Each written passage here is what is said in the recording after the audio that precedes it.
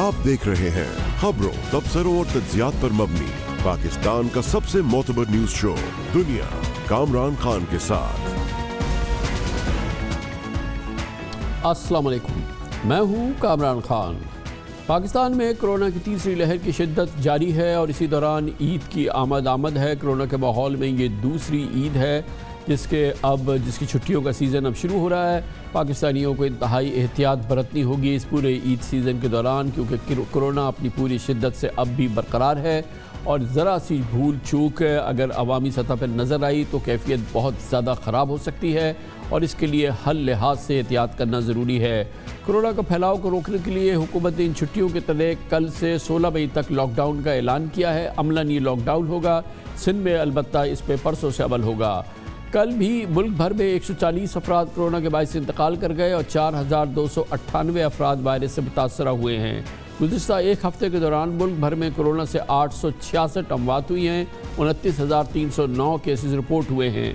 पाकिस्तान में कोरोना की तीसरी लहर में कुछ इस वक्त कमी या कुछ ठहराव नज़र आया है, लेकिन अगर हालात में इसी अंदाज से अगर लोगों ने बेहतियाती रखी तो ये कैफियत पलट सकती है और काया पलट सकती है। इसलिए बहुत ज़रूरी है कि अल्लाह ताला की मदद ज़रूर है, लेकिन अगर लोगों ने इस सिलसिले में एहतियात नहीं की और भरपूर एहतियात नहीं की तो हालात काबू से बाहर हो जाएंगे। सिंध में इस वक्त हालात तशवीशनाक नज़र आ रहे हैं, जहाँ गुज़िश्ता रोज़ 24 अमवात हुई। पिछले 5 महीनों में एक दिन की ये सबसे ज़्यादा अमवात थी। कल ही सिंध में 1110 केसेस भी रिपोर्ट हुए हैं। हैदराबाद में इन्फेक्शन रेट 18%, जबकि कराची में 12% है।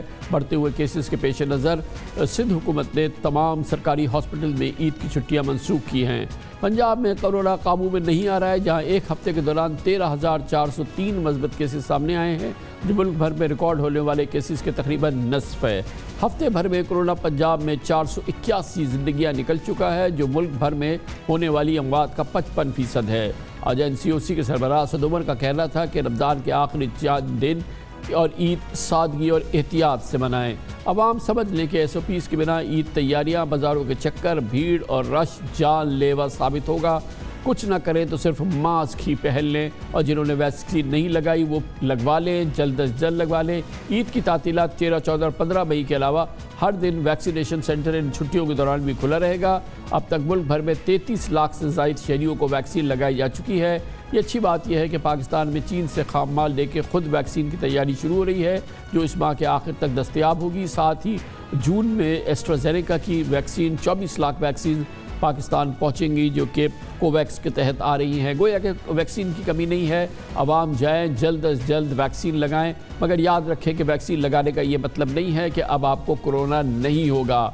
यकीनी तौर पे वैक्सीन अगर आपकी दो डोज की वैक्सीन है वो लग जाए, उसके भी आपको 3 हफ्ते तक तकरीबन आपको भरपूर एहतियात करनी है और ये नहीं समझना है कि वैक्सीन लग गई है तो अब कोरोना नहीं होगा। मगर अगर आपने वैक्सीन लगा ली और 3-4 हफ्ते आपने एहतियात कर ली तो आगे अगर कोरोना आपको होगा भी तो इसमें वो शिद्दत नहीं होगी। इसलिए वैक्सीन इस पर पूरी दुनिया में कोरोना के बचाव का वाहिद ज़रिया है। पाकिस्तान की मौजूदा सूरत हाल, ईद छुट्टियाँ और कोरोना की तीसरी लहर, इस पर बात करने के लिए हमें ज्वाइन कर रहे हैं एक बार फिर मोहतरम डॉक्टर फैसल सुल्तान, वज़ीर आज़म के मामले ख़ुसूसी बराए सेहत। बहुत बहुत शुक्रिया डॉक्टर साहब। फरमाइएगा क्या NCOC की क्या राय है, जो आपको फीडबैक मिल रहा है पिछले 7-8 दिन के दौरान? क्या हम कह सकते हैं कि अपेरेंटली पाकिस्तान में ये वाली जो वेव थी ये पीक कर चुकी है?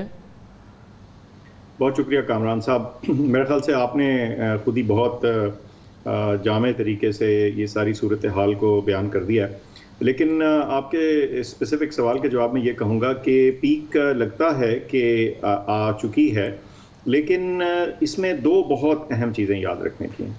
एक तो ये कि ये जो थोड़ा सा ठहराव कह रहे हैं आप, बिल्कुल बजा एग्जैक्ट वर्ड ये कि थोड़ा सा जो ठहराव दिख रहा है, इस गेम को हमें ज़ाया होने से बहुत ज़रूरी है कि हम रोकें। अब ये ठहराव किस सूरत में आया? वो ऐसे है कि ये जो लहर है इसका जो इब्तदाई हिस्सा है उसमें ज़्यादातर केसेस जो हैं वो पंजाब और KP और इस्लामाबाद यानी शुमाली जो पाकिस्तान है उसमें से आते रहे। अब वहाँ हल्का सा ठहराव कुछ जगहों में तो दिखा है, लेकिन अब साथ साथ हम देख रहे हैं कि जुनूब में कराची और हैदराबाद की जो शरह है और जो तादाद है मरीज़ों की वो बढ़ रही है। तो एक तरह से ठहराव तो है, लेकिन ये लहर अपनी जगह थोड़ी सी तब्दील कर रही है। तो ये इंतहाई अहम है कि हम इस वक्त वो एहतियाती तदाबीर अडॉप्ट करें जिनके ज़रिए ये वबा रुकेगी। یاد دہانی کے لیے، آپ کے ناظرین کی یاد دہانی کے لیے میں گزشتہ سال کا بتاتا چلوں کہ 11 مئی کو کچھ ریلیکسیشنز ہوئیں، 16 کو اور اس کے 16 تاریخ کے بعد یہ کیسز بڑھنا شروع ہے. 23 تاریخ کو میرے خیال سے پچھلے سال عید تھی، اور خوب یہ تیزی سے پھر اس کے بعد پہلی لہر کا جو عروج تھا وہ اس کے بعد آیا. اور اس وقت جو ہمارا بیس تھا، یعنی جہاں سے یہ معاملہ شروع ہوا تھا، وہ چند سو کیسز تھے، اتنے زیادہ کیسز تھے ہی نہیں. آج ہم اس موقع پہ داخل ہو رہے ہیں، اس سٹیج پہ داخل ہو رہے ہیں جب ہمارے پاس ہزاروں کیس ہیں. 5000 سے زیادہ کیس ابھی بھی ہسپتالوں میں کرٹیکل ہیں، یعنی آکسیجنیشن یا وینٹیلیٹر پہ ہیں. تو یہ بالکل بھی جسے کہتے ہیں نا، میں سمجھتا ہوں کوئی بہت وکٹری والی سٹیج کہیں سے نہیں ہے. احتیاط احتیاط احتیاط. اور ڈاکٹر صاحب احتیاط کے ساتھ ساتھ پچھلے سال اور اس سال میں بہرحال سب سے بڑا فرق یہ ہے کہ ویکسینیشن ہو رہی ہے. الحمدللہ پاکستان میں ویکسینز اویلیبل ہیں اور ایک اچھی پیس سے ویکسینیشن ہو رہی ہے. آپ لوگوں کا اپنا کیا فیڈ بیک ہے کہ جس انداز سے لوگ ویکسین لگا رہے ہیں؟ سیٹسفیکٹری ہے اور ہماری سپلائز سیٹسفیکٹری ہیں؟ جی، میں سمجھتا ہوں کہ شروع میں یہ معاملہ سلو تھا، آہستہ شروع ہوا، لیکن اس میں اچھی تیزی آئی ہے. پچھلے 3 دن تقریباً 1.25 لاکھ سے اوپر تقریباً ہر روز نئے ویکسین ڈوزز لگے. ایک دن تو یہ 2 لاکھ سے اوپر چلی گئی تھی تعداد، یعنی ڈیلی ویکسینیشن کی. ہم نے جب یہ سارا پروسیس شروع کیا تھا تو اس وقت یہ خیال تھا کہ شاید ہم 2-2.5 لاکھ سے زیادہ پر ڈے جو ہے اس کا ریٹ مینٹین کرنا مشکل ہو. لیکن آج اس وقت ہم 2 لاکھ کو تجاوز کر رہے ہیں، اور میں سمجھتا ہوں کہ اگر لوگ لگاتار آتے رہیں تو انشاءاللہ یہ نمبر جو ہے ہم اس سے بھی اوپر ٹارگٹ کر رہے ہیں، تاکہ ہم اس سال کے آخر تک ایک مناسب تعداد پاکستانیوں کی جو ہے اس کو ویکسینیٹ کر چکے ہوں. سپلائی جو ہے وہ بھی کچھ بہتر ہو گئی ہے اور لگاتار اس میں ان پٹ آ رہی ہے. جیسے آپ نے مینشن کیا، جو چینی ویکسینز ہیں وہ 3 مختلف اقسام کی آ رہی ہیں اور بہت اچھے ان کے جیسے کہتے ہیں ہمیں کوئی مسائل نہیں آ رہے، کوئی ایڈورس افیکٹس ہمیں میجر اس طرح نہیں پتہ چل رہے. اور یہ ایسٹرازینیکا جو ہے کوویکس کے ذریعے اس کی بھی آمد ہے. تو یہ ساری چیزیں پٹ ٹوگیدر ایک ہی نتیجہ نکلتا ہے کہ ویکسین موجود ہے. آپ جائیے، جیسے آپ کی باری آ رہی ہے اس میں ویکسین لگوائیے. 40 سے اوپر والے اپنے آپ کو رجسٹر ضرور کرا لیں تاکہ ان کی باری آئے، اور 50 سے اوپر والے تو جو ہیں وہ واک ان کر کے لگوا سکتے ہیں. تو یہ ساری صورتحال ایسی ہے کہ ویکسین ہمارے لیے ایک اہم جز ہوگا اس وبا کے کنٹرول کے لیے، تو اس میں توقف نہ کریں. تو اور ڈاکٹر صاحب، میں نے لوگوں کو یہ ریمائنڈ کرایا کہ ویکسین ایک تو لگانے کا یہ مطلب نہیں ہے کہ اب آپ کو کرونا نہیں ہوگا، اور مگر اس کے 2 سٹیجز ہیں. ایک تو وہ ویکسین جو 2 ڈوزز پہ لگتی ہیں، تو اس میں کیا ہم لوگوں سے کہہ سکتے ہیں کہ پہلی اگر آپ کو ڈوز لگ گئی ہے تو اس کا مطلب آپ بالکل کسی صورت سے بھی کرونا میں آپ کے لیے کوئی حفاظت موجود نہیں ہے؟ دوسری ڈوز بھی لگ گئی ہے اور شروع کے 2 ہفتے کے دوران آپ کے لیے کوئی حفاظت موجود نہیں ہے، آپ کو اسی طرح سے احتیاط کرنی ہے، ویسے بعد میں بھی کرنی ہے جیسے کہ آپ کو کوئی ویکسین نہیں لگی. کیا یہ کریکٹرائزیشن صحیح ہے ویکسینیشن کے حوالے سے؟ بالکل کامران صاحب، آپ پبلک ہیلتھ اسپیشلسٹ کی طرح بات کر رہے ہیں. یہ بالکل صحیح ہے بات کہ ایون اگر آپ کی مکمل 2 ڈوزز آپ کو لگ گئی ہیں اور اس کے بعد کچھ عرصہ گزر بھی گیا ہے، تو بھی آپ کے جو بچاؤ کا تناسب ہے وہ 80-90% کے قریب ہے. بہترین صورتحال میں بھی 80% لے لیں، 75% لے لیں. اس کا مطلب یہ ہے کہ تھوڑا سا رسک انفیکشن کا پھر بھی رہتا ہے. ہاں، یہ بات بہت اچھی ہے ویکسینز کی کہ انفیکشن کا رسک رہنے کے باوجود شدید بیماری یا ہاسپٹلائزیشن کا رسک تقریباً 1% کے قریب چلا جاتا ہے. لیکن بیماری کے پھیلاؤ کے حوالے سے ماسک کا استعمال ابھی بھی ناگزیر ہے. اس کے بغیر بات بنے گی نہیں جب تک یہ بیماری پوری طرح جڑ سے نہیں نکلتی، اور ابھی اس میں کافی وقت باقی. ڈاکٹر صاحب، ایک ہمارے یہاں ایک بڑا ایکسپیرینس ہو رہا ہے کہ سائنو ویک، یہ جو چائنیز ویکسین ہے جو کہ سنگل ڈوز کی ویکسین ہے، اور ظاہر ہے کہ یہ لیس کمبرسم ہے، ایک ڈوز سے آپ کا کام ہوتا ہے. کیا فیڈ بیک کیا آ رہا ہے ڈاکٹر صاحب؟ جن لوگوں کو یہ، ہم نے اچھے خاصے لوگوں کو، کئی ہزار لوگوں کو یہ لگ چکی ہے، تو ابھی کس طرح کا فیڈ بیک ہے اس پہ؟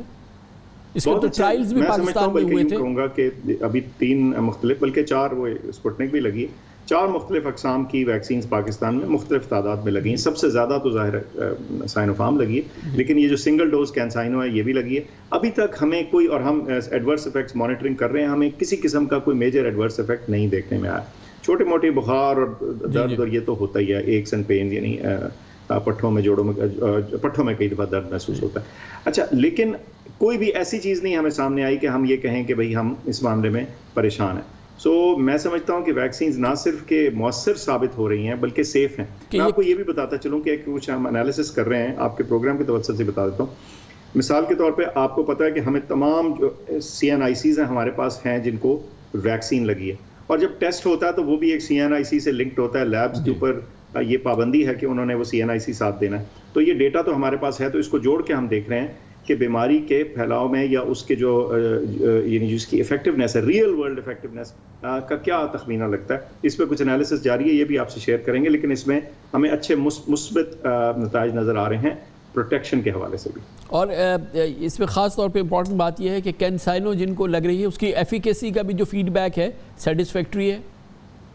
بالکل جی، پاکستان میں چونکہ اس کا ٹرائل ہوا تھا تو اس کے تو ڈیٹا ہمارے پاس تھا نا، تو 75% 75% پروٹیکشن تھی. اور پاکستانی سب سیٹ میں یعنی جو پاکستانی پیشنٹس میں جو یہ ٹرائل ہوا، جب ان کا انالیسس ہوا، میرے خیال 16 یا 17 ہزار مریض تھے، تو اس میں جن کو ویکسین لگی اس میں سے ایک بھی شخص کو اسپتال کے داخلے کی ضرورت نہیں پڑی. تو یہ بہت زبردست فگر ہے.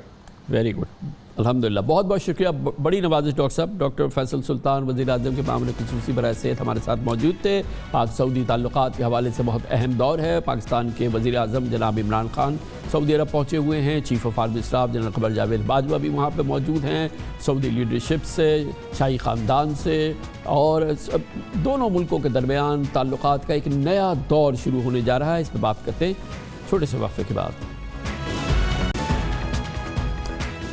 سعودی عرب پاکستان تعلقات کے حوالے سے لگتا ہے کہ ایک نئے دور کا آغاز ہو رہا ہے. آج وزیر اعظم عمران خان سعودی عرب کے ولی عہد شہزادہ محمد بن سلمان کی خصوصی دعوت پر 3 روزہ دورے پر سعودی عرب پہنچے. یہ اس وقت پہنچے ہیں جب chief of army staff general Qamar Javed Bajwa بھی وہاں پہ موجود ہیں. پاکستان کی ملٹری اور پولیٹیکل لیڈرشپ کا سعودی عرب میں اکٹھا پہنچنا یقیناً ایک اہم ایونٹ ہے، اور اس کی ایک پس منظر بھی بہت اہم ہے کہ پچھلے سوا سال کے دوران پاکستان اور سعودی عرب کے تعلقات میں اس انداز کی گرم جوشی نہیں دیکھی گئی جو کہ ہمیشہ سے پاکستان اور سعودی عرب کے تعلقات کے حوالے سے ایک روایت رہی ہے.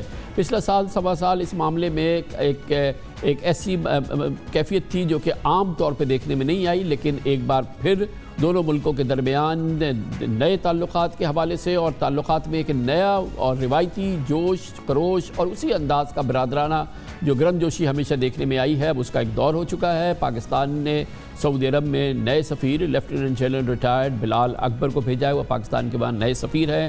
پاکستان کی آرمی میں وہ یقیناً ایک بہت ہی معتبر اور قابل قدر لیفٹیننٹ جنرل رہے تھے، اور ابھی حالیہ دنوں میں وہ ریٹائر ہوئے ہیں. اور ہر لحاظ سے پاکستان اور سعودی عرب کے درمیان ایک نئے دور کا اور ایک نئے فیز کا بظاہر لگتا ہے کہ اعلان ہو رہا ہے. یہ اس وقت ہو رہا ہے کہ جب مڈل ایسٹ کی سیاست نئی کروٹ لے رہی ہے. امریکہ میں ٹرمپ انتظامیہ جا چکی ہے جو کہ روایتی طور پہ بڑی گرم جوش تھی، خاص طور پہ سعودی عرب لیڈرشپ کے حوالے سے، شاہی خاندان کے حوالے سے، UAE کی شاہی خاندان کے حوالے سے، اور مشرق وسطیٰ کے دوسرے ممالک کے حوالے سے.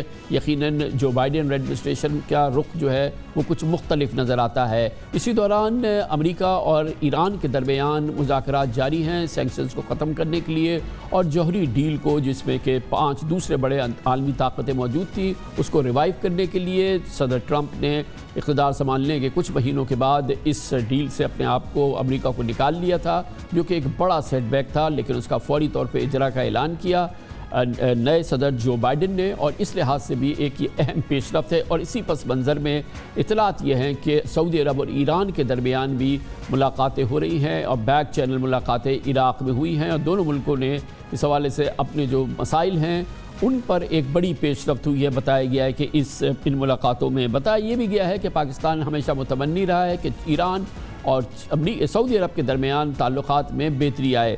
اسی پس منظر میں یہ ایک اہم دورہ، اس پہ بات کرنے کے لیے، تجزیہ لینے کے لیے ہمیں جوائن کر رہے ہیں پاکستان میں خارجہ امور کے ممتاز سینئر اینالسٹ اور چیئرمین ہیں سینٹ کی اسٹینڈنگ کمیٹی برائے فارن افیئرز کے جناب مشاہد حسین سید ہمارے ساتھ موجود ہیں. بڑی نوازش مشاہد صاحب، آپ نے ٹائم نکالا، بڑا امپورٹنٹ دورہ ہے، اور یہ اس وقت ہو رہا ہے جب سوا سال ہم نے دیکھا کہ وہ گرم جوشی نہیں تھی پاکستان اور سعودی عرب کے تعلقات میں جو کہ ہم ہمیشہ دیکھتے آئے ہیں، لیکن اب لگتا ہے کہ ایک نیا وگر جو ہے وہ ہم دیکھ رہے ہیں اس دورے میں. السلام علیکم کامران صاحب، اور آپ کے ویورز کو میری طرف سے رمضان مبارک بھی اور السلام علیکم بھی. اور آپ کو یاد ہوگا کامران صاحب کہ جب آپ نے میرے ساتھ پروگرام کیا تھا ٹرمپ کے جانے کے بعد کہ بائیڈن کی خارجہ پالیسی کیا ہوگی، تو میں نے آپ کو اندیہ دیا تھا کہ اس کے نتیجے میں شاید ایک خوشگوار پہلو یہ ہو کہ پاکستان اور سعودی عربیہ تعلقات پھر سے مزید مثبت بھی ہوں گے اور مضبوط بھی ہوں گے. اور وہ اس لیے کیونکہ صدر بائیڈن کا رویہ سعودی عربیہ کی طرف کافی منفی ہے. اور آپ نے دیکھا کہ یہ انیشیٹو سعودی عربیہ سے آیا ہے اور سعودی عربیہ ترکی اور چین کے ساتھ پاکستان کے 3 بہترین دوستوں اور حلیفوں میں شامل ہوتا ہے. اور یہ اچھا پازیٹیو انیشیٹو ہے اور اس کا بیسکلی اسٹریٹجک اور سیاسی پہلو ہے کیونکہ جنرل باجوہ بھی ہیں, پرائم منسٹر بھی ادھر موجود ہیں. ایک تو یہ ہے کہ سعودی عربیہ یہ اب امریکہ کے اوپر اعتماد نہیں کر سکتا, ریلائی نہیں کر سکتا اپنی سلامتی کے لیے, سیکیورٹی کے لیے. اور اگر کسی طرف دیکھتا ہے تو اگر کوئی ملک نظر آتا ہے جو ان کا ساتھ دے سکتا ہے سیکیورٹی کے حوالے سے, وہ پاکستان ہے اور پاکستان کی مسلح افواج ہے. دوسرا یہ ہے کہ سعودی عربیہ کی پالیسی میں کافی تبدیلی آئی ہے جب سے صدر بائیڈن آئے ہیں. انہوں نے نہ صرف پاکستان بلکہ ایران, ترکی, قطر سب سے انیشیٹو لیا ہے اور اردوغان سے بھی تعلقات بہتر کر لیے ہیں. ایران کے ساتھ آپ نے خود بتایا 3 راؤنڈ سٹاکس ہوئے ہیں بغداد میں, اور قطر کے ساتھ بھی تعلقات معمول پر آ گئے ہیں. تو سعودی عربیہ اس کو پاکستان کی ضرورت ہے سیاسی اور اسٹریٹجک حوالے سے, اور پاکستان کو سعودی عربیہ کی ضرورت ہے اقتصادی حوالے سے. اور تیسرا اس کا پہلو ہے افغانستان. تاریخی لحاظ سے پاکستان اور سعودی عربیہ نے بڑا قریبی تعاون کیا ہے. افغان جہاد کے زمانے میں بھی ہم اکٹھے تھے, اس کے بعد بھی ہم اکٹھے تھے, ایک ہی پالیسی تھی. پچھلے سالوں سے سعودی عربیہ پیچھے ہٹا ہے. اب میں دیکھوں گا کہ سعودی عربیہ کا رول شاید اور پرو ایکٹیو ہو جائے کیونکہ امریکہ نے تو خیر آباد کر دیا افغانستان کو, وہ تو چھوڑ کے جا رہے ہیں اور زیادہ پریشر پاکستان پر ہوگا. ایک ایلیمنٹ ہے مشاہد صاحب جو کہ روایتی طور پہ پاک سعودی تعلقات کے حوالے سے وہ ریلیونٹ نہیں تھا, لیکن حالیہ سالوں میں ہم نے دیکھا ہے پچھلے چند سالوں کے دوران کہ سعودی عرب کے بھارت کے ساتھ بہت قریبی تعلقات ہو گئے ہیں اور وہ اسٹریٹجک اس میں ایلیمنٹ آ گیا ہے اور بہت ہی قریبی تعلقات ہیں. اور گزشتہ سالوں میں ہم نے دیکھا ہے کہ سعودی عرب اور مشرق وسطیٰ کے یا UAE کی قیادت جو ہے وہ بڑے متمنی رہی ہے کہ پاکستان اور بھارت کے درمیان امن مذاکرات ہو, حالات میں کچھ بہتری آئے. سعودی عرب اور بھارت کا تعلقات ایک نیا ایلیمنٹ ہے پاک سعودی تعلقات کے حوالے سے. جی یہ بالکل ہے, اور میرے خیال میں اس کا ایک فیکٹر جو تھا امریکن فیکٹر بھی تھا.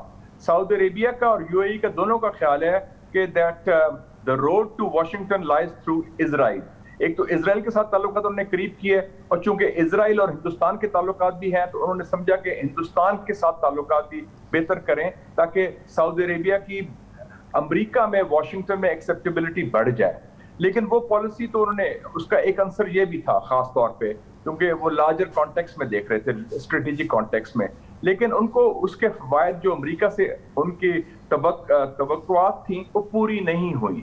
تو وہ جگہ اپنی جگہ, اور ویسے بھی ہندوستان ایک اہم ملک ہے اور ان کے باشندے کافی رہتے ہیں سعودی عربیہ میں بھی, UAE میں. اور آپ کو پتہ ہے UAE MBZ جو ہے محمد بن زائد اور MBS محمد بن سلمان سعودی عربیہ کے آپس میں بڑی گہری قربت ہے خارجہ پالیسی میں, علاقائی پالیسی میں. تو دونوں کی پالیسی پیرل چل رہی تھی. تو لیکن اب اس میں بیلنس لا رہے ہیں, اور آپ نے دیکھا کہ UAE نے بھی ایک رول ادا کیا یہ پاکستان انڈیا ٹاکس میں, بیک چینل میں, اور پھر UAE کا بھی رویہ تبدیل ہوا اور سعودی عربیہ کا بھی تبدیل ہوا. تو میرے خیال میں جو سعودی عربیہ کے لیے جو اسٹریٹجک اہمیت ہے پاکستان کی, وہ کوئی اور ملک شاید پرووائڈ نہیں کر سکتا, چاہے وہ بھارت ہو یا امریکہ. تو اس میں اب ہم کچھ مٹیریل مزید بہتری چینج دیکھیں گے in the backdrop of these 2 visits. یہ 2 دورے ہوئے ہیں جنرل باجوہ کے اور وزیر اعظم عمران خان کے, کیونکہ آفٹر آل ان وزٹس کے بعد اس میں جو بیک گراؤنڈ میں ڈپلومیٹک تو بات چیت وغیرہ ہوتی ہے, اور پھر اس کے بعد اس کو ہم آپریشنلائز ہوتا ہوا دیکھیں گے آئندہ کچھ مہینوں میں, اور پھر اس کے اثرات جو ہیں وہ ٹھوس اثرات جو ہے مختلف معاہدوں کی صورت میں یا مختلف انداز سے سامنے آئیں گے. دیکھیں جی یہ میرے خیال میں بڑے مثبت نتائج ہوں گے اور ٹھوس اس کے نتائج بھی ہوں گے.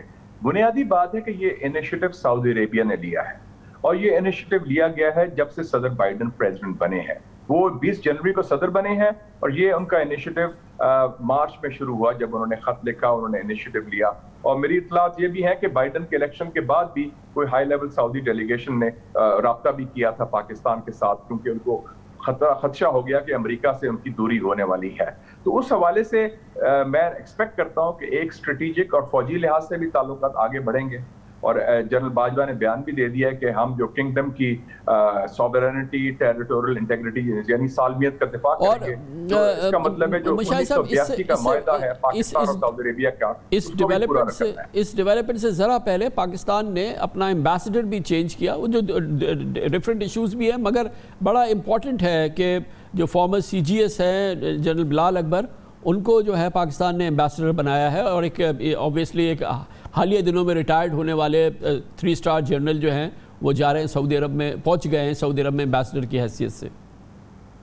جی، general Bilal has been a very important policy maker، G H Q کے جو ہائی کمانڈ رہا ہے اس میں ان کا بڑا کلیدی کردار رہا ہے، اور چاہے افغان پالیسی ہو یا اسٹریٹجک ایشوز ہوں، تو ان کا جو بھیجنا بھی ایک میسج تھا کہ پاکستان اور سعودی عربیہ کے جو تعلقات کے نئے فیز میں ہے، اس کی نوعیت میں سیاسی اور اسٹریٹجک پہلو بڑا حاوی ہوگا، کیونکہ اب ان کا براہ راست ڈائریکٹ کہہ لیں ڈائلنگ کہہ لیں ریاض اور راولپنڈی میں ہو جائے گی، اور وہ خیر پہلے بھی اچھے تھے لیکن اب ڈائریکٹ ڈائلنگ ہو جائے گی، ڈائریکٹ ایکسیس ہو جائے گا، اور اس کے علاوہ یہ جو پرائم منسٹر کا بھی وزٹ ہے اس سے جو سیاسی ایسپیکٹ بھی ہیں وہ بھی بحال ہو جائیں گے، اور میں سمجھتا ہوں کہ اب جو چھوٹی موٹی چیزیں تھیں ماضی میں وہ نہیں ہوں گی، تو یہ اچھی خوشائند بات ہے، اور اس سے پاکستان کو ایک اسٹریٹجک سپیس ملے گی اس خطے میں۔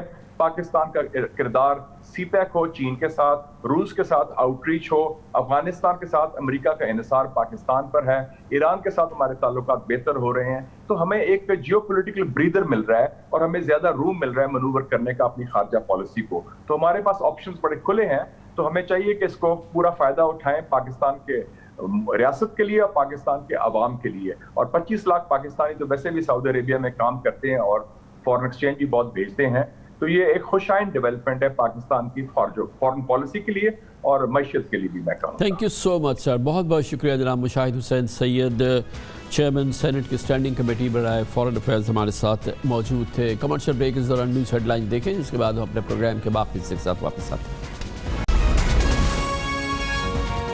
آپ دیکھ رہے ہیں خبروں، تبصروں اور تجزیات پر مبنی پاکستان کا سب سے معتبر نیوز شو دنیا، کامران خان کے ساتھ۔ یہ عجب اتفاقی ہے کہ پاکستان مسلم لیگ نون کی لیڈرشپ کے حوالے سے، خاص طور پہ جب وہ حزب اختلاف میں ہوتے ہیں، پاکستان کی تاریخ میں ان کے ملک سے باہر جانے کے معاملات آنن فانن طے ہو جاتے ہیں، عدالتوں سے ہوتے ہوں یا کسی اور انداز سے ہوتے ہوں، لیکن یہ معاملات سرپرائز کی صورت میں سامنے آتے ہیں۔ یہ عمل ہے جو مسلسل کئی سالوں سے جاری ہے، اور آج بھی اس کا منظر نظر آیا جب اچانک آنن فانن یہ خبریں آئیں کہ مسلم لیگ نون کے صدر، قومی اسمبلی میں اپوزیشن لیڈر میاں شہباز شریف کو ایک بار پھر پرواز کا پروانہ مل گیا ہے، اور یہ سب کچھ بہت ہی آنن فانن ہوا، نہ جانے پس منظر میں کچھ ہوا نہ ہوا، لیکن شاید کچھ نہ کچھ چل رہا ہوگا، کیونکہ کل ہی شہباز شریف نے ای سی ایل سے یا بلیک لسٹ سے اپنا نام نکلوانے کے لیے لاہور ہائی کورٹ سے رجوع کیا تھا۔ کل ہی ہمیں خبر آئی تھی کہ شاید انہوں نے درخواست دی ہے، مگر آج صبح اطلاع آئی کہ درخواست سماعت کے لیے منظور ہو گئی ہے، اور پھر چند گھنٹوں کے بعد پتہ چلا کہ فیصلہ بھی ہو گیا ہے، اور اب یہ اطلاعات ہیں کہ شہباز شریف لندن جانے کی تیاری کر رہے ہیں، اور کل صبح وہ 4:30 بجے غیر ملکی ایئر لائن کی پرواز سے دوحہ روانہ ہو جائیں گے۔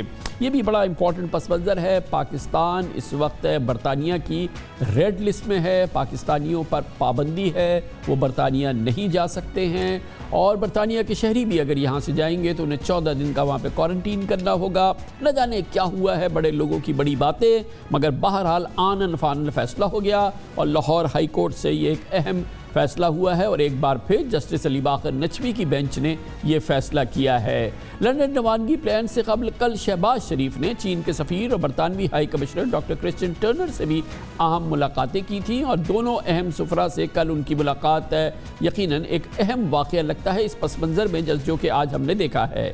آج لاہور ہائی کورٹ کے جسٹس علی باقر نجوی نے اپنے تحریری فیصلے میں کہا کہ شہباز شریف کا نام ای سی ایل پہ موجود نہیں ہے، ان کا نام اگر بلیک لسٹ میں ہے تو انہیں بیرون ملک جانے سے نہیں روکا جائے۔ شہباز شریف کو ایک بار ملک سے باہر جانے کی اجازت دی جاتی ہے۔ جسٹس باقر نجوی نے اپنے تحریری فیصلے میں کہا کہ شہباز شریف 8 مئی سے 3 جولائی تک میڈیکل چیک اپ کے لیے برطانیہ جا سکتے ہیں۔ شہباز شریف نے 3 جولائی کو وطن واپس پہنچنے کی یقین دہانی کرائی۔ ویسے تو یقین دہانی نواز شریف صاحب نے بھی کرائی تھی، جن کی بیل بھی لاہور ہائی کورٹ سے جسٹس باقر نجوی کی عدالت میں ہوئی تھی۔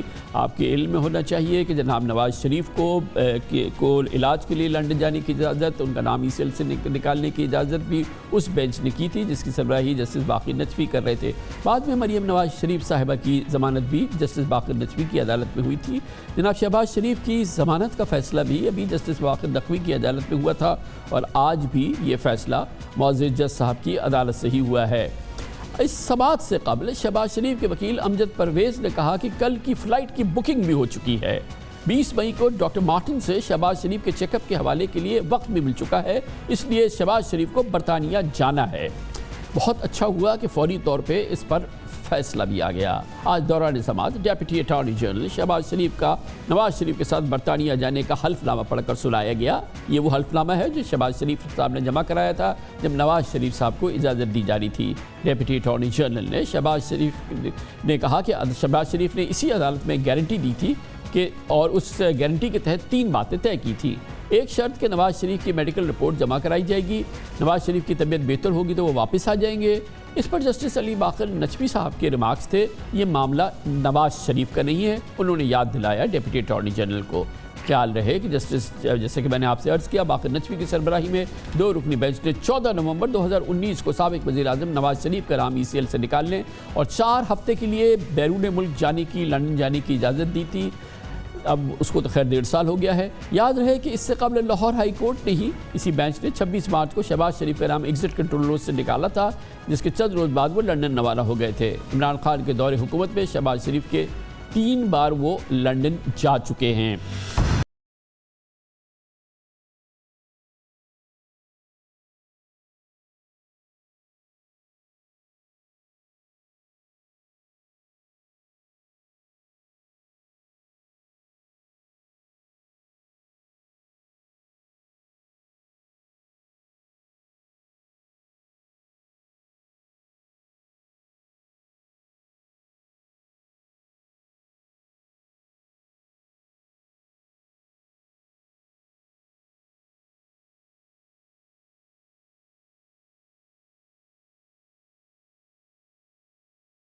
واضح رہے پچھلے مہینے جسٹس علی باقر نجوی کی سربراہی میں 3 رکنی بینچ نے شہباز شریف کی آمدن سے زائد اثاثہ جات اور منی لانڈرنگ کے مقدمے میں ضمانت منظور کی تھی اور انہیں 23 اپریل کو کوٹ لکھپت جیل سے رہا کیا گیا تھا۔ اس وقت شہباز شریف کے خلاف نیب کی عدالتوں میں 3 کیسز چل رہے ہیں، جن میں رمضان شوگر ملز، آشیانہ اقبال اور آمدن سے زائد اثاثہ جات منی لانڈرنگ شامل ہے۔ بہت دلچسپ ڈیولپمنٹ ہے۔ جناب نواز شریف کے بعد جناب شہباز شریف بھی لندن جا رہے ہیں۔ فی الحال تو یہی کہا گیا ہے کہ 3 جولائی کو لوٹ آئیں گے، مگر بہرحال حکومت کے لیے ایک مشکل سی صورتحال لگتی ہے، انکمفرٹیبل نظر آتی ہے حکومت۔ آج کے بیانات جو ہیں وہ ایسے ہی اظہار کر رہے ہیں، مگر مستند حکومتی رائے حاصل کر لیتے ہیں۔ وفاقی وزیر اطلاعات و نشریات جناب فواد چودھری ہمارے ساتھ موجود ہیں۔ بہت بہت شکریہ فواد چودھری صاحب۔ شہباز شریف صاحب بھی روانہ ہو گئے، لندن چلے جائیں گے، اور حکومت اپنا کیس صحیح طرح سے ڈیفینڈ نہیں کر سکی۔ آج عدالت عالیہ میں یقیناً چند گھنٹوں کے اندر ہی حکومت کا کیس فلیٹ ہو گیا۔ جج صاحب نے شہباز شریف صاحب کو لندن جانے کی اجازت دے دی، ان کی بکنگ وغیرہ تیار تھی۔ میرے خیال میں آئندہ چند گھنٹوں میں تو وہ روانہ بھی ہو جائیں گے۔ دیکھیے کامران صاحب، جب آپ کہتے ہیں کہ حکومت کا کیس چند گھنٹوں میں ہی فلیٹ ہو گیا، ہمارے ہاں جو قانون کے اندر ایک میکسم ہے، دو ایکچولی محاورے ہیں، میکسمز ہیں۔ ایک کہتے ہیں کہ جسٹس ہریڈ از جسٹس بریڈ، اور ایک ہے کہ justice delayed is justice denied. سو یہ 2 انتہاؤں کے درمیان میں عدالتوں نے رہنا ہوتا ہے۔ ہم جو کل بھی وزیر اعظم صاحب نے جو تقریر کی تھی، اب دیکھیے اس میں انہوں نے یہی کہا تھا کہ ہمارے ہاں انصاف کے بھی پیمانے، ترازو جو ہے وہ مختلف ہے۔ غریب لوگوں کے لیے جن کی اپروچ نہیں ہے، ان کے لیے ہمارا پیمانہ اور ہے، اور جو وسائل والے ہیں جو لوگ، ان کے لیے اور ہے۔ اب یہ جو شہباز شریف صاحب کا معاملہ ہے، اس میں بھی آپ دیکھیے کہ اتنا جلدی انصاف ہوتے، اگر یہ انصاف ہے تو آپ نے کم ہی دیکھا ہوگا زندگی میں کہ ایک ہی دن میں پٹیشن فائل ہو، اسی دن بلا کے سنا جائے اور چند گھنٹوں کے بعد فیصلہ دے دیا جائے کہ آپ چلے جائیں۔ اور بہت دلچسپ بات یہ ہے کہ پٹیشن فائل کرنے سے پہلے شہباز شریف صاحب جو ہیں وہ اپنا ٹکٹ بھی بک کرا چکے تھے رات کا۔ تو اب کیا تو مگر دیکھیں نا فواد چوہدری صاحب، آپ پلیز دیکھیں نا کہ اب ایسا نہیں ہوتا ہے کہ یہ جیسا کہ ہمیں نظر آ رہا ہے ایسا کیسے ہوتا ہے؟ اس کا مطلب ہے کہ پس منظر میں کچھ نہ کچھ تھا، اور جب سے شہباز شریف صاحب آئے ہیں باہر اور پھر اس سے پہلے بھی جو تمام چیزیں چل رہی تھی، ایسا کیسے ہو سکتا ہے کہ اور لنڈن میں انگلینڈ کون پاکستانی جا سکتا ہے؟ ریڈ لسٹ پر ہیں ہم لوگ، ہمارے لیے تو بین ہے، ہم پاکستان سے ٹریول ہی نہیں کر سکتے، انگلینڈ تو سوال ہی پیدا نہیں ہوتا ہے۔ اور پھر یہ کہ کل ان کو ہائی کمشنر بھی مل گئے یو کے، پھر چائنیز ایمبیسڈر بھی مل گئے، آج ان کو انصاف بھی مل گیا، آج کل صبح وہ روانہ بھی ہو جائیں گے۔ Too good to be true. صحیح، آپ کی بات بالکل درست ہے، اور 10 دن پہلے ہی وہ ابھی ان کو ضمانت بھی ملی۔ تو دیکھیں ایسی ہی جو پاکستان کے اندر سچی بات یہ ہے کہ جو واقعات ہیں اس سے لوگوں کا اعتماد سسٹم کے اوپر نہیں رہتا ہے، اور ہم یہ دیکھتے ہیں کہ ایک ایسا غیر مرئی سسٹم جو ہے وہ چلتا ہے جس کے نتیجے میں عام آدمی پورے سسٹم سے اس کی ہوپ ہی اٹھ جاتی ہے۔ اور ابھی آپ نے دیکھا کہ جو ٹرانسپیرنسی انٹرنیشنل میں ہم نے سلائیڈ کیا ہے اپنی کرپشن انڈیکس میں اور کرپشن پرسیپشن انڈیکس میں، اس میں جو سب سے بڑی وجہ تھی وہ جوڈیشری کے اوپر عدم اعتماد تھا، اور جو لوگ ہیں عام آدمی جو ہے وہ اس کا جو اداروں پر اعتماد ہے وہ پہلے ہی بہت ہمیں چیلنجنگ ہے، اور جب اس طرح کے واقعات ہوتے ہیں تو وہ اور زیادہ جو ہے وہ چیلنجنگ ہو جاتا ہے، اور اس سے یقیناً ایک تاثر جاتا ہے جس کی طرف بارہا عمران خان اپنی تقاریر میں اشارہ کر چکے ہیں کہ آپ یہاں پر جو ترازو ہے یا انصاف جو ہے وہ اس کا ایک پلڑا کچھ طرف زیادہ جھکتا ہے، کچھ طرف کم جھکتا ہے۔ لیکن مجھے کہنے دیجئے، یہ پورا ماحول جو ہے وہ یہ بتا رہا ہے، یہ دکھا رہا ہے کہ عمران خان ہو، ان کی حکومت ہو، وہ ایک حد تک تو ہے، باقی ایک کہیں ایسا لگتا ہے کہ وہ ایک تماشائی ہیں، اور کہیں اور معاملات ہو جاتے ہیں اور پھر بڑی برق رفتاری سے آگے بڑھ جاتے ہیں۔ اس طرح کے معاملات چند گھنٹوں کے اندر جب ایک منطقی انجام کی طرف بڑھتے نظر آئیں تو یہ تاثر جو ہے یہ مزید گہرا ہو جاتا ہے۔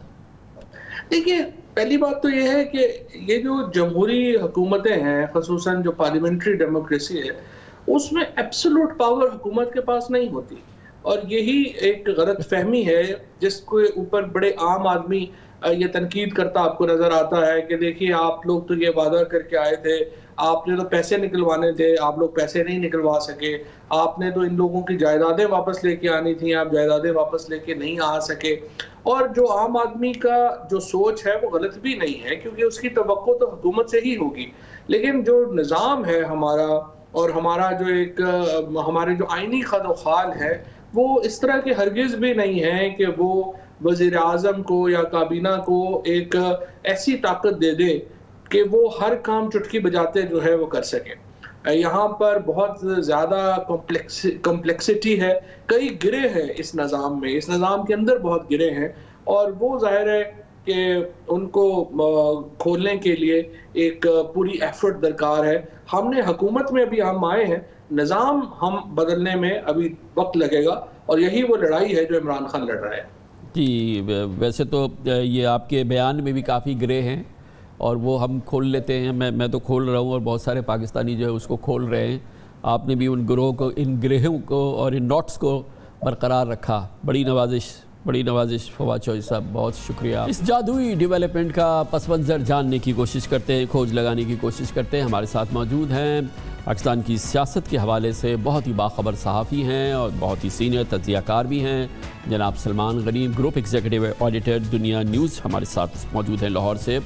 سلمان غنی صاحب، بڑا جادوئی کام ہوتا ہے جب نون لیگ کی لیڈرشپ کو ملک سے باہر جانا ہوتا ہے، ایک عجب سما پیدا ہوتا ہے، اور ہم کب سے سالوں سے یہ دیکھ رہے ہیں، اور آج ایک بار پھر یہی سما نظر آیا کہ 24 گھنٹے کے اندر جو ہے وہ شہباز شریف صاحب کا درخواست ہو گئی اور ضمانت ہو گئی اور روانگی کا اجازت مل گئی اور ریڈ لسٹ سے نکل گئے اور ان کی بکنگ بھی تیار ہے اور کل صبح وہ روانہ بھی ہو جائیں گے۔ یہ ہوا کیا ہے؟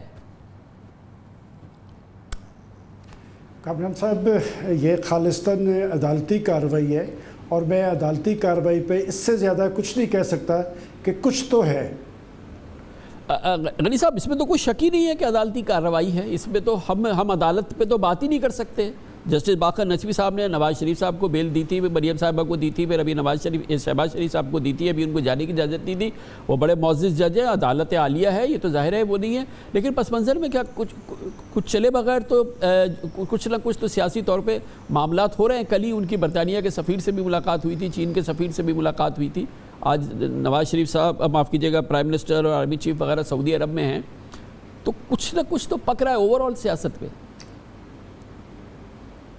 دیکھیں کامران صاحب، ایک بات تو یہ ہے کہ جن کیسز کی بات ہو رہی ہے شہباز شریف صاحب کے خلاف، تو اگر آپ عدالتی کارروائی دیکھیں کہ صاف پانی کیس ہو، رمضان شوگر مل کا کیس ہو، منی لانڈرنگ کا کیس ہو، یا انہیں آج ملنے والے ریلیف کی بات ہے، تو پروسیکیوشن بہت کمزور ہے.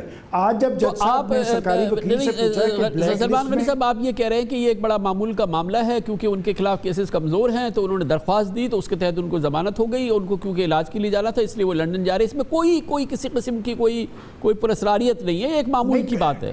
کامران صاحب میں نے ایک فکرہ کہا تھا کہ کچھ تو ہے جس کی پردہ داری ہے. دیکھیں شہباز شریف صاحب مفاہمت کی سیاست کے حامی رہے ہیں، اور آج مسلم لیگ نون کو مزاحمت کی بجائے مفاہمت کی ضرورت ہے.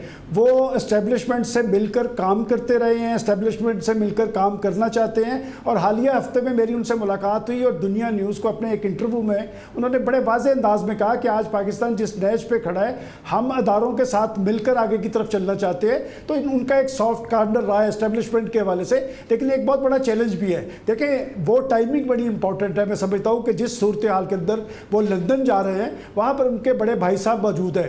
پاکستان کی سیاست، آنے والے انتخابات، پاکستان کے اندر سیاسی معاملات کے حوالے سے کوئی نہ کوئی ڈیولپمنٹس ضرور ہوئی ہے. اور میں سمجھتا ہوں کہ شہباز شریف صاحب اپنی رہائی کے بعد اب تک پی ڈی ایم کی سیاست سے صرف نظر بڑھتے نظر آ رہے ہیں. نہ وہ ان کی قیادت سے ملے ہیں، اور نہ ہی ابھی تک انہوں نے پی ڈی ایم کے حوالے سے کوئی ایسی بات کی ہے. میرا خیال ہے پاکستان کی سیاست کے اہم فیصلے، پاکستان کی سیاسی تاریخ یہ بتاتی ہے کہ اس میں لندن بڑا امپورٹنٹ رہا ہے. اور اب بھی جو وہ لندن جا رہے ہیں یقیناً وہاں جا کر اپنے بڑے بھائی صاحب سے بات چیت کریں گے.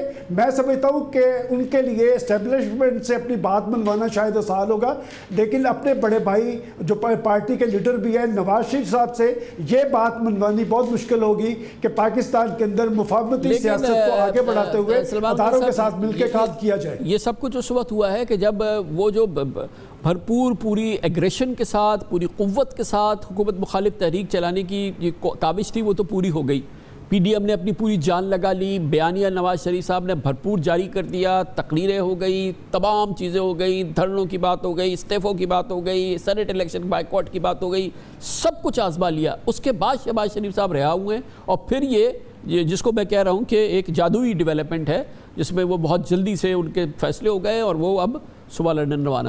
کامران صاحب آپ نے درست کہا کہ آپ نے جن ڈیولپمنٹس کا ذکر کیا ہے اس سارے عرصے کے دوران شہباز شریف صاحب جیل کے اندر موجود تھے. اور میرے سے زیادہ آپ بہتر جانتے ہیں کہ وہ ہمیشہ سے پاکستان کی سیاست میں مفاہمت کی بات کرتے رہے ہیں. اسی ہفتے جب میں ان سے ملا اور مجھے بڑی حیرانگی ہوئی جب میں نے ان سے یہ پوچھا کہ آپ کی پارٹی تو احتجاجی سیاست کی بات کر رہی ہے، مزاحمتی طرز عمل اختیار کیا ہوا ہے، تو انہوں نے بڑے واضح انداز میں کہا کہ پاکستان آج اس لیج پہ کھڑا ہے کہ آج پاکستان کو مزاحمتی سیاست کی ضرورت نہیں ہے. پاکستان کی اسٹیبلشمنٹ کے ساتھ سب کو مل کر پاکستان کی کشتی کو منجدار سے نکالنا ہوگا. اور یہ بات بڑی ایک سیاسی حقیقت ہے کہ ہمیشہ پاکستان کی پولیٹیکل فورسز کے پاکستان کی اسٹیبلشمنٹ سے رابطے رہے ہیں. اور خاص طور پہ پاکستان مسلم لیگ نون میں سے شہباز شریف صاحب اور چودھری نثار علی خان ہمیشہ سے اسٹیبلشمنٹ کے ساتھ رابطے میں رہے ہیں. چودھری نثار علی خان صاحب اس وقت متحرک نہیں ہیں، تو شہباز شریف صاحب کی کوششیں جو اور کاوشیں جو ہیں وہ کسی حد تک رنگ لاتی نظر آ رہی ہے. اور مجھے تو یہ بڑی دلچسپ بات لگتی ہے کہ چاہے کچھ ہو گیا ہو اس پورے ماحول میں جس میں کہ یہ نون لیگ کا جارحانہ ہم نے سٹائل دیکھا، پیپلز پارٹی کے ساتھ مل کے حکومت کو پلٹنے کی کاوش کری جو ناکام ہوئی بری طرح سے. اب اس کے بعد اور اس دوران اور اس کے بعد بھی شہباز شریف صاحب کا لہجہ، ان کی گفتگو جو اس میں جو معتدل انداز تھا وہ برقرار رہا، اور جو اس میں ایک ماڈریٹ انداز جو پہلے دن سے انہوں نے رکھا تھا جب وہ لیڈر آف دی اپوزیشن بنے وہ ان کا برقرار رہا. وہ پی ڈی ایم کے بیانیے سے کہیں انفلوئنس نظر نہیں آئے. اور یہی میں نے دیکھا کہ جب حمزہ شہباز رہا ہوئے ان کا بھی یہی اسٹائل رہا اور وہ بھی کسی قسم کی جارحانہ سیاست کا حصہ نہیں بنے. گویا کہ وہ مستحکم ہے اپنے اس پوزیشن پہ کہ مسئلے کا حل وہ لڑائی جھگڑا نہیں ہے. کامران صاحب آپ نے 3 مرتبہ ایک لفظ استعمال کیا ہے جادوئی سیاست. دیکھیں پاکستان کی سیاسی حقیقت یہ ہے کہ خود عمران خان صاحب نے بھی 22 سال سٹرگل کی تھی اسی سسٹم کے خلاف. وہ جن تحفظات کا ذکر کرتے تھے آج وہ ان تمام تحفظات کو دور کرتے ہوئے سسٹم کا حصہ بنے اور وہ مسند اقتدار پہ پہنچے. آپ نے درست کہا کہ شہباز شریف صاحب اور حمزہ شہباز جیل سے آنے کے بعد بھی اسی موقف پہ کاربند ہیں جس موقف پہ وہ جیل پہ جانے سے پہلے تھے.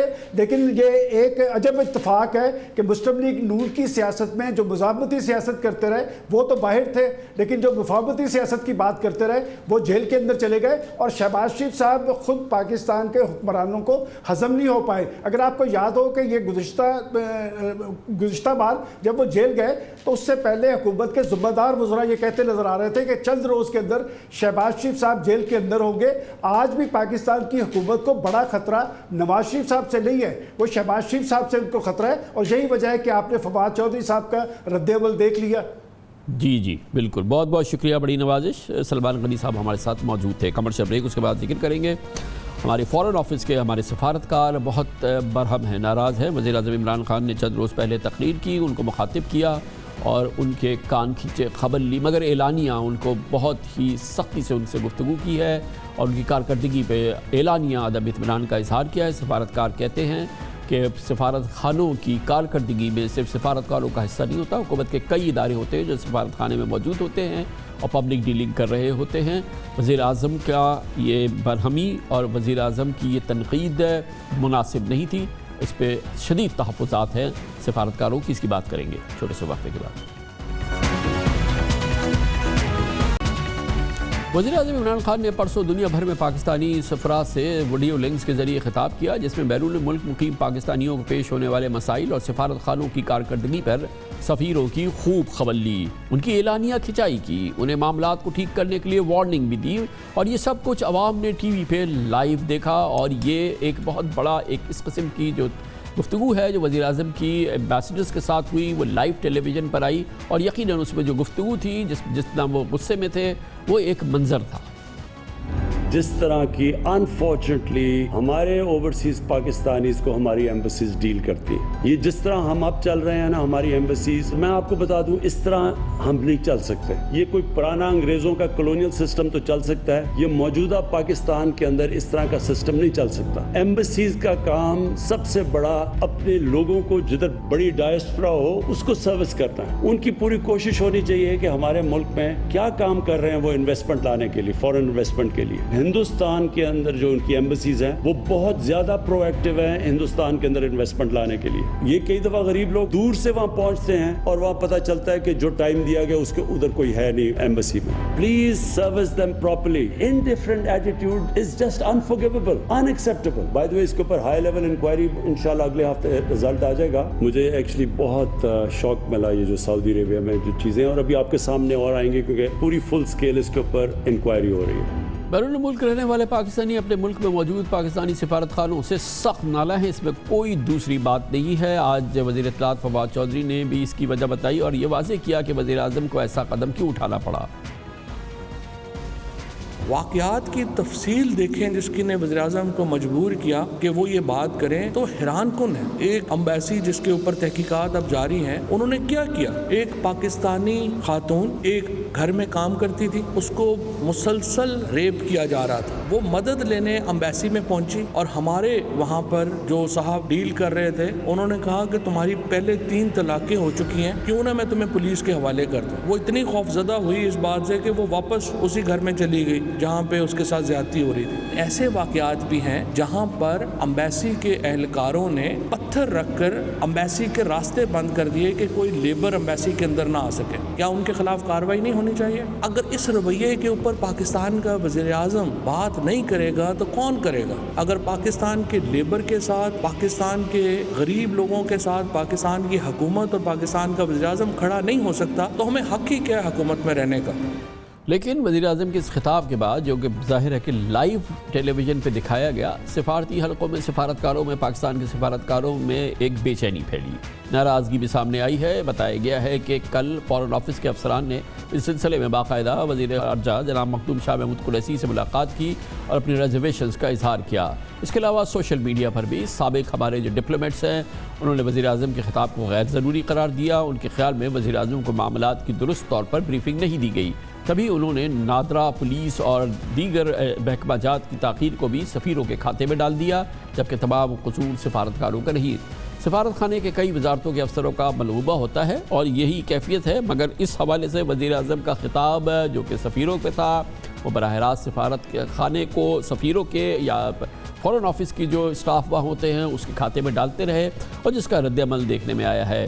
اس سلسلے میں ہم پاکستان کے معزز سفارتکاروں کا موقف حاصل کرتے ہیں، ہمیں جوائن کر رہی ہیں پاکستان کے دفتر خارجہ کی بہت ہی معتبر ترجمان رہی ہیں، سابق سفارتکار محترمہ تسنیم اسلم ہمارے ساتھ موجود ہیں۔ بہت بہت شکریہ میڈم۔ ایک بات بہرحال ہے کہ پاکستانی ہم دنیا میں جس ملک میں بھی جاتے ہیں وہ ان کو اپنی ایمبیسی سے شکایت ہی ہوتی ہے اور شکایتوں کا ایک انبار ہوتا ہے جو کہ ہم سنتے ہیں۔ اس حد تک تو یہ بات بہرحال درست ہے۔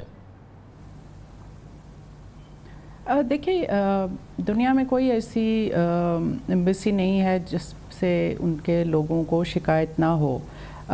میں یہ نہیں کہتی کہ کبھی کوئی لوگوں کو مشکلات نہیں ہوتی یا ان کے ساتھ بعض دفعہ ناروا سلوک نہیں ہوتا، اس قسم کے انسٹانسز ہو جاتے ہیں، لیکن یہ کہنا کہ اتنی سویپنگ سٹیٹمنٹ دے دینا کہ پاکستانی جو سفیر ہیں وہ رسپانسبل ہیں، یہ جو ایک انسیڈنٹ کوٹ کیا جا رہا ہے کہ ایک خاتون کے ساتھ یہ کہا گیا، پہلی بات یہ ہے کہ یہ ایک سائڈ کا ورژن ہے۔ دوسری بات یہ ہے کہ جس بندے نے کہا ایکشن اس کے خلاف ہونا چاہیے تھا، پوری ایمبیسی کے خلاف نہیں۔ تیسری بات ہے کہ بہت سی مشکلات لوکل لاز کی وجہ سے ہوتی ہیں۔ فار انسٹنس سعودی عربیہ میں یا قطر میں یا UAE میں وہاں کے جو لاز ہیں، 6 مہینے ہمارے مشن کے لوگ اگر کوئی پاکستانی اریسٹ ہو جاتا ہے اس کو ڈھونڈتے پھرتے ہیں، سعودی حکام آپ کو نہیں بتاتے کہ وہ کہاں پر ہے۔ اسی طرح کسی کی ڈیتھ ہو جائے تو ڈیتھ سرٹیفکیٹ کے لیے کتنے دن لوگوں کو بھاگنا پڑتا ہے۔ بہت سی چیزیں جو ہمارے مشن اچیو کرتے ہیں اس کو کمپلیٹلی اگنور کیا گیا، اور بہت ہی جنرلائزیشنز تھیں اور بڑی سویپنگ سٹیٹمنٹس تھیں پرائم منسٹر کی تقریر میں۔ اور میں کچھ اس میں سے اگزامپلز آپ کو دوں گا۔ انہوں نے کہا نادرا کے لوگ رشوت لیتے ہیں، تو نادرا کے لوگ فارن آفس کا حصہ نہیں ہے، وہ منسٹری آف انٹیریئر کے انڈر ہے۔ آپ کا سلوگن تھا اپنی کرپشن ختم کرنی ہے۔ اگر پاکستان میں ابھی تک کرپشن ہے اور محکمے لے رہے ہیں رشوتیں، تو پھر کس نے یہ دور کرنا ہے؟ ایمبیسڈرز نے تو نہیں کرنا، فارن آفس نے تو نہیں کرنا، یہ پرائم منسٹر کی گورنمنٹ کا کام تھا۔ گورننس کے ایشوز ہیں۔ آپ سرٹیفکیٹ کی انہوں نے بات کی کہ جی وہاں سے ڈاکیومنٹس کی اٹیسٹیشن میں بہت ٹائم لگتا ہے۔ Documents mission on its own نہیں اٹیسٹ کر سکتا، پاکستان سے ویریفیکیشن ہوتی ہے۔ 6 مہینے گزر جاتے ہیں، ڈیلی ٹیلی فون کیے جاتے ہیں، لیٹرز لکھے جاتے ہیں، فیکسز بھیجے، یہاں سے جواب ہی نہیں آتا۔ تو یہ کس کا قصور ہے؟ یہ ایمبیسی کا قصور تو نہیں ہے، یہ تو یہاں کے گورننس کے مسائل ہیں جو پرائم منسٹر کو حل کرنے ہیں، اس گورنمنٹ کو حل کرنے ہیں۔ تیسری بات انہوں نے کی کہ ایک کلونیل مائنڈ سیٹ، تو ایک سسٹم ہے جس میں لوگوں کے ساتھ انڈیفرنس ہے، وہ فارن آفس کا نہیں ہے، وہ آپ کے پورے سسٹم کا ہے۔ آپ اس سسٹم کو ٹھیک کیجئے۔ فارن آفس اکیلے کام نہیں کرتا، دوسری منسٹریز کے ساتھ کرتا ہے، انٹر منسٹریل پروسیسز ہوتے ہیں، دوسری منسٹریز سے انفارمیشن چاہیے ہوتی ہے، پھر آپ نے آن لائن کر دی ہے ہر چیز۔ نادرا ڈیل کرتا ہے، فیس کرنے والے ہمارے مشنز ہوتے ہیں، لیکن جو ڈیلے ہوتا ہے وہ پاکستان میں ہوتا ہے۔ رسپانسبل کون ہے؟ جو کھڑکی پہ بیٹھا ہے یا جو اس کو جواب دہ ہے لوگوں کے سامنے، سارا الزام اس پہ ڈال دیا جاتا ہے۔ پھر پرائم منسٹر نے بات کی کہ انڈیا کے سفارت خانے بہت کرتے ہیں، انویسٹمنٹ لاتے ہیں۔ انڈیا ایک ڈفرینٹ ملک ہے۔ پہلی بات یہ ہے کہ یہ پرائم منسٹر جو ریپیٹڈلی ہر چیز میں انڈیا سے کمپیئر کرتے ہیں، یہ بڑا انہیلدی ٹینڈنسی ہے، ایک اوبسیشن نظر آتی ہے، یہ نہیں ہونی چاہیے۔ دوسری بات ہے کہ انڈیا کا ایک لارج جیو اسٹریٹجک پکچر ہے جو ایکسپیکٹ کیا جاتا ہے کہ پرائم منسٹر اس کو انڈرسٹینڈ کریں گے کہ انڈیا میں انویسٹمنٹ کیوں جاتی ہے۔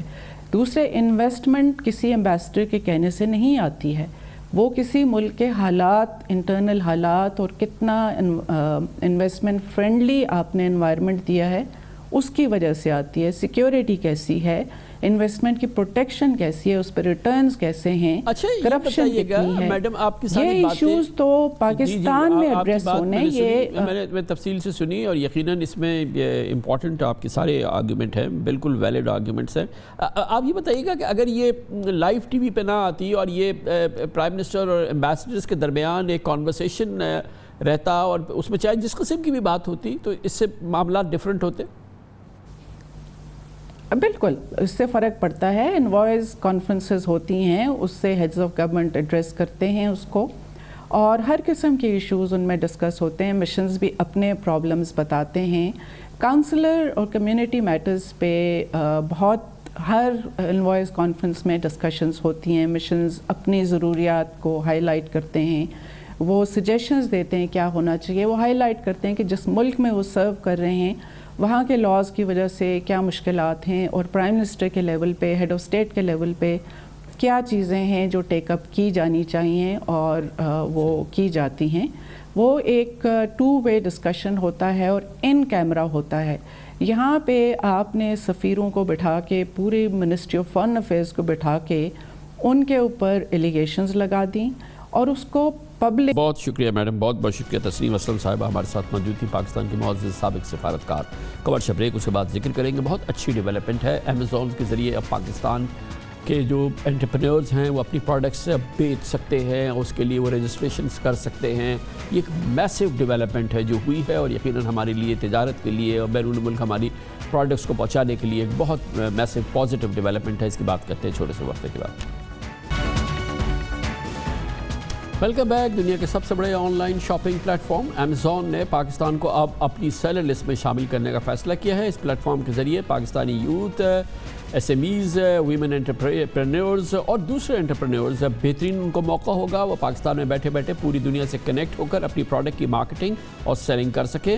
واضح رہے اس سے قبل پاکستان کے سیلر لسٹ شامل نہ ہونے کی وجہ سے پاکستانی نہ صرف اپنے نام سے اکاؤنٹس نہیں کھول سکتے تھے بلکہ انہیں کاروبار سے ہونے والی آمدن کے حصول کے لیے بھی دھکے کھانے پڑتے تھے. حالانکہ امیزون پاکستانی مصنوعات بڑی تعداد میں فروخت کرتی ہے. پاکستانی ٹیکسٹائل، سرجیکل آلات وغیرہ کی فروخت کے لیے پاکستانی صنعت کار پاکستان سے باہر جا کے اکاؤنٹ کھولتے تھے اور اپنی پروڈکٹ کو یا کسی اور برانڈ کو بیچتے تھے یا پھر دگنا سیلز ٹیکس ادا کرتے تھے. آج مشیر تجارت عبدالرزاق داؤد نے کہا کہ ابتدائی طور پہ امیزون نے پاکستان کے 40 ایکسپورٹرز کو اجازت دی ہے جن کے ساتھ وہ کام کریں گے. پاکستانی سیلر ابھی امیزون کا پلیٹ فارم استعمال کر سکتے ہیں. اس کا مطلب یہ ہوا کہ ایک نیا ذریعہ کھل جائے گا ہمارے ایکسپورٹ کے لیے، اور خاص طور پر یہ میں کہوں گا کہ ایک نیا new breed of young men and women entrepreneurs جو اپنے یہاں سیٹ اپ کر سکتے ہیں اور امیزون کا پلیٹ فارم استعمال کر سکتے ہیں اور ہمارے پاکستانی گڈس یہیں سے ایکسپورٹ ہو سکتے ہیں. اور امیزون نے یہ پوچھا کہ یہ آپ لوگوں کی کوالٹی اسٹینڈرڈ کیا ہے، یہ ہے وہ ہے. پھر انہوں نے تقریباً 40 ایکسپورٹرز کو اپروو کیے کہ بس یہ لوگ ہیں، ان سے ہم لوگ کام کر سکتے ہیں. مشیر تجارت عبدالرزاق داؤد کا یہ بھی کہنا تھا کہ امیزون کا پلیٹ فارم استعمال کرنے میں ہمیں کئی چیلنجز کا سامنا ہے جن میں کوریئر سروسز، پروڈکٹ کا معیار اور پاکستانی سیلرز کی ٹریننگ بھی شامل ہے. چیلنجز ہے، وہ چیلنجز کیا ہے کہ ابھی ہمارے جو لاجسٹک کمپنیز ہیں نا، یہ لوگ سب کو ابھی اچھی طرح سے اور ایفیشینٹلی کام کرنا پڑے گا کہ یہ نہ ہو کسی نے آرڈر پلیس کرے آن لائن، پاکستانی ایکسیپٹ کر لے، سب کچھ تیار ہو جائے اور ہمارے لاجسٹک کے لوگ جلدی کام نہ کر سکیں. دوسرا یہ ہے کہ کوالٹی ایشورنس، اسٹینڈرڈائزیشن، کہ یہ ایک پاکستانی پروڈکٹ ہے اور آرڈر پلیس کرے اور جب مال مال ہونا چاہیے ایگزیکٹلی جو ہم لوگوں نے بتایا. پھر ہمیں جو پاکستانی سیلرز ہیں ان کو بھی ٹریننگ دینی ہے کہ کس طرح سے یہ ساری امیزون کے سسٹم کو استعمال کرنا ہے. اور آخری بات یہ کہ آرام سے مال وہاں پہنچ جائے اور پیمنٹ بھی آرام سے آ جائے، اسموتھلی کام ہونا چاہیے. یقیناً امیزون دنیا کی چوٹی کی کمپنیوں میں شامل ہے، دنیا کی 10 بڑی کمپنیز میں اس کا شمار ہوتا ہے۔ 1994 میں جیف بیزوس کی قائم کردہ کمپنی دنیا کی اب وہ امیر ترین شخص بنا چکی ہے۔ امیزون اس وقت امریکہ سمیت دنیا بھر میں آن لائن ریٹیل خریداری کا سب سے آگے ہے، چوٹی پر ہے، اور اپنے قیام کے 27 سال بعد اس کی اثاثوں کی مالیت اب 1.7 کھرب ڈالرز تک ہو چکی ہے۔ پوری دنیا میں اس وقت $4 ٹریلین کی ای کامرس ہو رہی ہے۔ صرف امیزون کی سالانہ سیلز 300 سے 400 ارب ڈالر اور پوری دنیا میں 30 کروڑ سے زائد خریدار ہیں۔ امیزون کے امریکہ میں 600 کے قریب فزیکل سٹورز موجود ہیں جہاں لوگ خرید و فروخت کر سکتے ہیں۔ صرف نارتھ امریکہ میں امیزون 80 ارب ڈالر سالانہ کا بزنس کرتی ہے۔ کمپنی کی ویب سائٹ پر سیلر نامی ایک لسٹ موجود ہے جس میں اب تک بھارت، ترکی، بنگلہ دیش، آذربائیجان، ملائیشیا اور نیپال سمیت دنیا کے 104 چھوٹے بڑے ممالک شامل ہیں۔ اگر آپ اس لسٹ میں شامل کسی ملک کے شہری ہیں تو امیزون پر آپ اپنے نام یعنی اپنے شناختی کارڈ سے رجسٹریشن کر سکتے ہیں اور وہاں پر کوئی بھی چیز بیچ سکتے ہیں۔ امیزون پہ رجسٹریشن مفت نہیں ہے، بلکہ جس طرح آپ کو ایک دکان کا کرایہ ادا کرنا پڑتا ہے اسی طرح آپ کو امیزون پہ رجسٹریشن کر کے پروڈکٹس بیچنے کے $40 ماہانہ دینا پڑیں گے۔ ماہانہ پیکج کے علاوہ بھی ایک پلان آپ لے سکتے ہیں جس میں آپ سے امیزون والے فی پروڈکٹ سیل پر اپنی فیس وصول کریں گے۔ اس ڈیولپمنٹ کی مزید تفصیلات ہم لیں گے۔ برکان سعید ہمارے ساتھ موجود ہیں، chairman Pakistan soft where house ایسوسی ایشن۔ برکان سعید صاحب، پہلے تو یہ بتائیے گا کہ is it really a big deal, یہ بڑی ڈیولپمنٹ ہے یہ؟ سر یہ بہت بڑی ڈیولپمنٹ ہے۔ اس کی وجہ یہ ہے کہ پاکستان سے ابھی تک الاؤڈ نہیں تھا۔ دنیا کا سب سے بڑا جو سمجھیں ریٹیلنگ پلیٹ فارم ہے جس پہ تقریباً آپ نے خود بتایا کہ 30 کروڑ یوزرز ہیں، اس پہ پاکستانی سیلرز اپنی پروڈکٹ لسٹ ہی نہیں کر سکتے تھے۔ اور میں کئی پاکستانیوں کو جانتا ہوں جو امریکہ میں اپنے رشتہ داروں دوستوں کے ساتھ مل کے اکاؤنٹس بناتے تھے اور ان کو پھر پروفٹ شیئرنگ دیتے تھے اپنے پروڈکٹ سیل کرنے کے لیے، یہاں سے شپنگ کرتے تھے۔ اسی طرح ایک بندے کو تو میں جانتا ہوں جو پاکستان سے ٹرکی موو ہو گیا تاکہ وہ اپنا امیزون اکاؤنٹ بنا سکے اور ری سیل کر سکے۔ تو یہ بہت بڑا پرابلم تھا، اور اس کے کھلنے سے ہمارا بہت سارے یوتھ آلریڈی پاکستان میں بہت سارے لوگ ہیں جو امیزون پہ کام کر رہے ہیں، اور وہ دوسروں کے لیے کام کرتے تھے، دوسروں کے سٹور چلاتے تھے کیونکہ ان کا اپنا سٹور ہی نہیں بن سکتا تھا۔ تو اب وہ اپنی مرچنڈائز خرید کے خود سٹور بنا کے بیچ سکیں گے۔ تو یہ بہت ہیوج ڈیولپمنٹ ہے، اور آئی تھنک اس کا جو پوٹینشیل ہے over the next 1-2 years it's close to $1 to $2 billion ایک محتاط اندازے کے مطابق۔ تو برکان صاحب، اس میں جو ہمارے فار ایگزامپل جو ہمارے فیمس ریٹیلرز ہیں، ہمارے گارمنٹس والے ہیں، ہمارے فیبرک والے ہیں، یہ سارے لوگ جو باقاعدہ ایکسپورٹس بھی کرتے ہیں، لیکن اب وہ بھی اپنی پروڈکٹس جو ہے وہ اس جگہ پہ لا سکتے ہیں، یعنی کہ کیونکہ امیزون پرہیپس سمجھا جاتا ہے کہ ایک ریٹیل سیلر ہے، بلک سپلائز جو ہیں یا بلک سیلز جو ہیں اس کا پلیٹ فارم امیزون نہیں ہے، اس کے لیے علی بابا یا دوسرے پلیٹ فارمز ہیں۔ تو اس لحاظ سے اس کو تھوڑا سا بتائیے گا، ایکسپلین کریں اسے۔ پاکستان کا جو بہت بڑا پرابلم رہا ہے وہ یہ ہے کہ ہمارے جو انڈسٹریلسٹ ہیں یا ہمارے جو مینوفیکچررز ہیں وہ بڑے بڑے گلوبل ریٹیلرز لائک زارا مین اور بڑی بڑی برانڈز کو سیل کرتے ہیں، اور ہم جنرلی ویک رہے ہیں کیونکہ ہم سٹور میں امریکہ میں اپنا مال پہنچانا یا ڈیولپ کنٹریز میں مال پہنچانا ایک ڈیفیکلٹ پروسیس ہوتا ہے، آپ کو ڈیلز میں جانا پڑتا ہے اور بڑی بڑی بلک پرچیز ہوتی ہے۔ یہاں پہ تو کوئی کمپنی $40 کا اکاؤنٹ لے کے اپنی ایک برانڈ بنا کے اپنی پروڈکٹ بنا کے اس کو بیچ سکتا ہے، اور میں کئی کمپنیز کو جانتا ہوں جو تقریباً $100 ملین کا پاکستان سے بزنس کر رہے ہیں اپنی برانڈ بنا کے۔ تو اٹس ایکچولی این اپرچونٹی کہ بہت سارے پاکستانی جو ہیں وہ اپنی امیزون پہ برانڈ بنا کے اس کو سیل کر سکیں، اور جب امیزون پہ برانڈ بنتی ہے تو میں بہت ساری ایسی سکسیس سٹوریز کو جانتا ہوں کہ وہ برانڈ پھر امریکہ کے دوسرے سٹورز میں بھی اویلیبل ہونا شروع ہو جاتی ہے کیونکہ کسٹمر امیزون پہ ٹرسٹ کرتے ہیں۔ تو یہ ایکچولی پورے پاکستان کے سیلرز کے لیے ایک اپرچونٹی ہے کہ وہ اپنی امریکہ میں برانڈ بنائیں اور اس کو امیزون سے باہر بھی لے کے جائیں اور پاپولر کریں۔ برکان صاحب، جیسے کہ عبدالرزاق داؤد صاحب نے بھی کہا کہ یہ بڑی، پھر اس کے لیے آپ کو کوالٹی ایشورنس کرنی ہے، آپ کو جو پروٹوکولز ہیں امیزون کے اس کو فالو کرنا ہے، اور ہم لوگ بائی نیچر اتنی ڈیٹیلز میں جاتے نہیں ہیں، اور پھر یہ ہے کہ یہ ایک اس سے نیگیٹو بھی معاملات ہو سکتے ہیں، یہ ہمارے لیے ایک مصیبت بھی ہو سکتی ہے۔ تو اس کو کیسے ہم انشور کریں گے اور اس کو کیسے ہم ٹرین کریں گے اپنے لوگوں کو؟ یہ بہت بڑا چیلنج ہے جی، میں ایگری کرتا ہوں کیونکہ ہم لوگ ایتھکس میں، اسلامک ٹریڈ ویلیوز میں ہم بہت لیک کرتے ہیں۔ چیز جو بتاتے ہیں وہ بیچنا. تو یہ اب کیونکہ آپ ڈائریکٹ ڈیفینیٹلی ہمارے جو بڑے پلیئرز ہیں ان کو تو پتہ ہے کہ بڑے پلیئرز کے کیا سٹینڈرڈ ہے, ہمارے جو ہم سے بائی کر رہا ہے ایڈیڈاس, نائک, اس کے کیا سٹینڈرڈ ہے. بٹ ایک عام جو سیلر ہے, اسپیشلی ینگ لوگ اس میں بہت زیادہ ہیں, تو ہمیں اپنے لوگوں کو ٹرین کرنا پڑے گا. امیزون کے اپنے بہت سارے سٹینڈرڈز ایگزسٹ کرتے ہیں اور امیزون فوراً بلیک لسٹ کرتا ہے, لیکن ہمیں اس کی طرف ڈیفینیٹلی منسٹری آف کامرس کے ساتھ ہم پہلے بھی اس پہ کام کر رہے تھے کہ اس کو ہم لے کے آئیں پاکستان میں اور امیزون سیلر کو انیبل کریں. اب ہمیں نیکسٹ لیول پہ جب یہ ہو گیا ہے تو ہمیں اپنے لوگوں کی ethics, values, Islamic trade, quality اور ان چیزوں پہ جانا پڑے گا, کیونکہ امیزون پہ اگر آپ کوئی پروڈکٹ لسٹ کر رہے ہیں جس میں کوئی ہارمفل ایلیمنٹ ہے, کوئی ہارمفل, ایون کپڑوں کے اندر کوئی ہارمفل ایلیمنٹ ہے جس سے کوئی الرجک ہو سکتا ہے, تو اس کی سرٹیفیکیشن ہے وہ آپ کو ڈکلیئر کرنا پڑے گا. کچھ چیزیں تو آپ بیچ بھی نہیں سکتے. تو یہ بڑا ایک اسٹرکٹ پلیٹ فارم ہے جس پہ بڑے اسٹرکٹ کوالٹی اسٹینڈرڈز ہیں, اور اگر کسٹمرز آپ کو بار بار بیڈ ریویوز دیں تو آپ بلیک لسٹ ہو سکتے ہیں. آلدو امیزون لوگوں کی وجہ سے کنٹری کو بلیک لسٹ نہیں کرتا, but again it can have an impact on the country. اور برکان صاحب اس میں اب ایک اور چیز یہ ہے کہ اب یہ کیونکہ ایک امپورٹنٹ انٹری ہوئی ہے امیزون کی پاکستان میں اور پاکستانیوں کی امیزون کے through, obviously across the border India میں ایک بہت بڑا فٹ پرنٹ ہے امیزون کا, ایک بہت میسو ان کی وہاں پریزنس ہے. تو یہ ہم سمجھ رہے ہیں کہ یہ بگننگ ہے امیزون کی entry into Pakistan as well, کیا ہم یہ سمجھ سکتے ہیں؟